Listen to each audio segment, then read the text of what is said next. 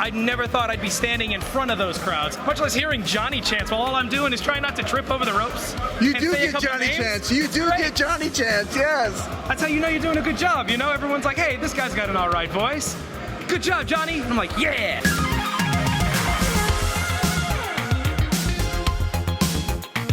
Hey guys, welcome back to another interview here on Tone In Entertainment. Today we're at CCW Bash at the Brew, and I'm joined by, hold on, I gotta give it a shot, Johnny B. Evans! God, you're gonna put me out of a job, Tony. No, that was great, brother. That sounded awesome. I'm not going for your job. All right, I like where I'm at right here. I love it. And I love what you do, too. Thank you, my friend. Thank you. It's been a lot of fun. Having like a karaoke background, so they just knew like, hey, this guy kind of has a voice. Let's let him say some names up there, see how he does. Is that how it all began? Honestly, that's how the whole my nickname of Johnny Be Good. That's how that all began, man. Right there on the karaoke scene down in Kendall, all over Miami, and up in Fort Lauderdale. And just kind of went to a tryout after watching a couple of these bashes live. It just reignited that energy, you know. And you know, I did train a little bit. I don't know if you saw. I was in a pre-show match the other day. It was pretty crazy, honestly, pretty surreal. So I mean, man.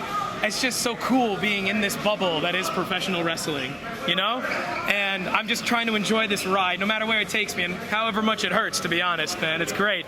And boy, is it hot in here. It is ridiculous. That is the common theme in every interview at every Bash of the Brew. Man. Damn, is it hot in here? I got to remember my little neck fan next time, bro. God, wow. This is the first time I've actually worn it in an interview, and it's helping just a little bit, but goodness gracious. Every little bit helps, man. Every little bit does help. I need one of those domino fans over here throughout the entire thing. The fans were getting me with that while I was sitting there. I was like, thank you. Oh, doesn't it feel so good, right? Oh, it's the best. You really take those hand fans for granted, man. It's so simple yet so effective. Now, what goes into, you know, tonight you were ring announcing. Yeah. So what goes into preparation for a night show? Oh, at least for me, you know, I try to stay hydrated, especially when we're here in Hialeah. Get a couple cough drops just in case. I'm asthmatic. You never know what could come up, you know? Cough on the mic sounds embarrassing, but I get my notes. I kind of like read while in between matches. I try to like make sure I got this down, and I try to roll with any surprises. I know Mr. Chamberlain put his hands on me, and I got a little worried there for my suit. Can never have nice things. I keep losing my chairs. They keep grabbing at my suit. Johnny can't be having nice things anymore, man. I gotta find like a permanent show suit that I don't have to worry about, because it's gonna get messy, folks. At one point, this suit's gonna get ruined, and I don't know when. All you do is come here to call the matches. Yeah. And you can't even like live in peace. Can't even do that. No. These bad guys at CCW are definitely a breed of their own, that's for sure. Oh, you can say that again, man. It's a totally different game out there. Like, I've seen other shows live, WWE. I've been out to some of those shows before. I think one of the biggest ones I got to go to was Survivor Series 08, Batista, Undertaker, Hell in a Cell. One of my absolute favorites growing up, and nothing compares to how this feels. When you're like in this live in these smaller environments, it's absolutely incredible and electrifying. Can't even talk anymore. I'm surprised I still have a voice after tonight.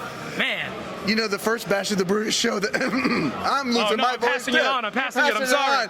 It's 10:30 at night. Without the voice. It's 1,000 degrees in here. But the first Bash of the Brew show that I came back to, okay.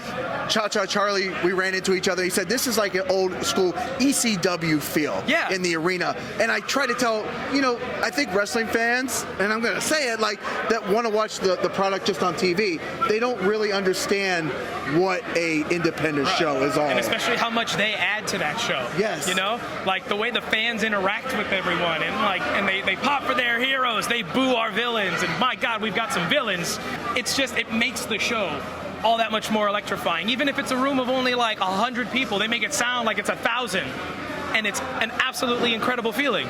Like, I never thought I'd be standing in front of those crowds, much less hearing Johnny chants while all I'm doing is trying not to trip over the ropes. You do get Johnny chants. You do get Johnny chants, yes. That's how you know you're doing a good job, you know? Everyone's like, hey, this guy's got an all right voice.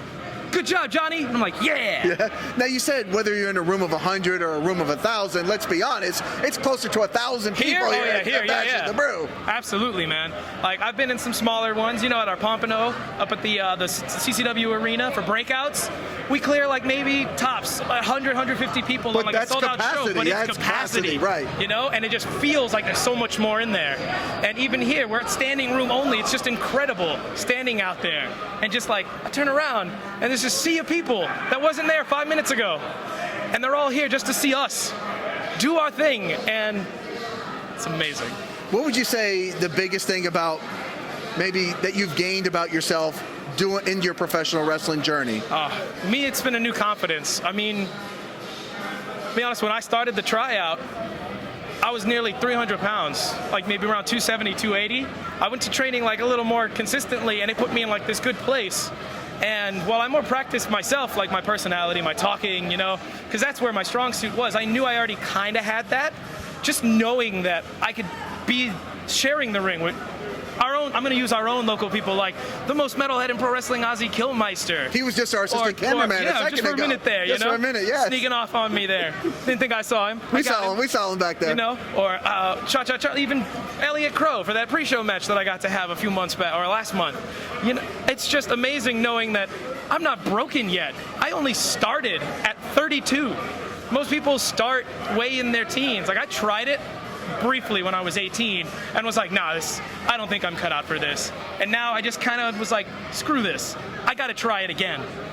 Because all these guys kept seeing me, some of my friends coming to these shows, and they're like, hey, we've got this tryout. It may not be for you. And I'll admit, I didn't even finish the tryout. I had an asthma attack after the workout. But I kept coming back to the class. I kept coming back. I kept helping with the shows, setting up the ring, seeing what goes into the production. And to know that, you know, some of the CCW higher-ups once in a while will call me and be like, hey, we need you. Unbelievable for me. It's got to be a good feeling. It's an unbelievable feeling. Like, it's great to be wanted in all forms of life, but when it's your passion and the people want you for something. Oh, yeah. And, like, people I work with, family, friends, they knew I grew up loving this. My parents hated it. Every time I'm watching it, they're like, turn that off. And then eventually my mom kind of started loving The Rock, I'll be honest. So she'd be going, the ladies love The Rock. She goes, Johnny, do the eyebrow. And then I'd walk, oh, hey, Mom. It's not as pronounced, but I mean, it was pretty good. Right, okay. You know, for a little impersonation. But, you know, she didn't realize, like when I said my favorites when I was growing up were Matt Hardy, Chris Jericho, Kurt Angle, and The Undertaker. Those were my favorites. And that wasn't even a growing up stage. By the time they were on, I was probably like a teenager, you know? But Matt especially for me, being the oldest of two brothers, and the younger brother always kind of being a little more charismatic, a little more popular with everybody, but me still having something to like contribute made me really feel like that character for a while. What does your family think of where you are today? Oh, they couldn't be more supportive now, and especially like, secret, I'm adopted, but I do talk to my birth fam, like at least my birth mother and that side of my family, because they are related to my adopted mom. And she absolutely loves this stuff. She would have loved skits, like she loves Halloween and scary, spooky, unbelievably disgusting things. And she goes, baby, you better send me some pictures of you with thumbtacks in your head. I'm like, I love you too, Mom. Mom, what the heck is going on? You might have the only mom that wishes for thumbtacks. And then my other mom is just kind of like, just be careful, and you know, we're gonna have a nice dinner, so don't come a mess. Other mom's like, do it.